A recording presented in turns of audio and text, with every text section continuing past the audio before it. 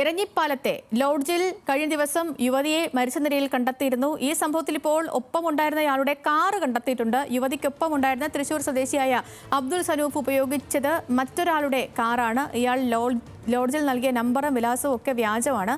യുവതിയുടെ പോസ്റ്റ്മോർട്ടം ഇന്ന് നടക്കും. ലിനറ്റ് തുടരുന്നുണ്ട്. ലിനറ്റ്, അതായത് ഇത് കരുതിക്കൂട്ടി നടത്തിയ ഒരു കൃത്യമായിട്ട് വേണമോ വിലയിരുത്താൻ? നിലവിലെ സാഹചര്യങ്ങൾ പരിശോധിക്കുമ്പോൾ, നിലവിൽ പുറത്തുവരുന്ന വിവരങ്ങൾ മനസ്സിലാക്കുമ്പോൾ നിലവിൽ ഇപ്പോൾ ഫസീലയുടെ കുടുംബത്തോട് നമ്മൾ സംസാരിച്ചപ്പോൾ അവർ പറഞ്ഞത് എന്താണെന്ന് വെച്ചാൽ ഇതിൽ കൃത്യമായ ഒരു അന്വേഷണം വേണമെന്നും തൻ്റെ മകൾക്ക് പറ്റിയതുപോലെ മറ്റാർക്കും സംഭവിക്കരുത് എന്നാണ് ഫസീലയുടെ അച്ഛൻ മുഹമ്മദ് മാനു മാധ്യമങ്ങളോടൊക്കെ തന്നെ പറഞ്ഞത്.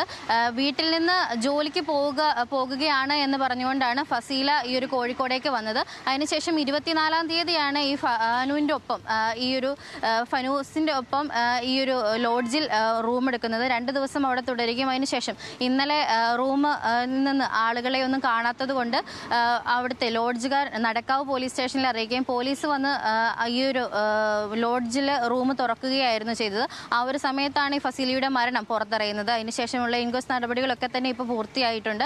നിലവിൽ ഇപ്പോൾ ഫസീലയുടെ പോസ്റ്റ്മോർട്ടം നടന്നുകൊണ്ടിരിക്കുകയാണ്. അതിനുശേഷം ഫസീലയെ തൻ്റെ സ്വദേശത്തേക്ക് മൃതശരീരം സ്വദേശത്ത് കൊണ്ടുപോകുമെന്നാണ് കുടുംബം പറയുന്നത്. എന്നിരുന്നാലും ഇപ്പോൾ കൂടെ ഉണ്ടായിരുന്ന ഈ യുവാവ് എന്താണെന്നോ അവരുടെ വിലാസമോ ഒന്നും തന്നെ ഈ കുടുംബത്തിനും വ്യക്തമായിട്ടില്ല. ഇദ്ദേഹം ഈ ലോഡ്ജിൽ നൽകിയ വിവരങ്ങൾ, ഫോൺ നമ്പറും മറ്റ് രേഖകളും ഒക്കെ തന്നെ കളവായിരുന്നു എന്നുള്ള വിവരമാണ് ലഭിക്കുന്നത്. അദ്ദേഹം ഉപയോഗിച്ചിരുന്നത് മറ്റൊരാളുടെ വാഹനമായിരുന്നു. ആ വാഹനം പാലക്കാട് നിന്ന് കണ്ടെടുത്തിട്ടുണ്ട്. സേതുലക്ഷ്മി. ശരി ലിനറ്റ്, വ്യക്തമാണ്.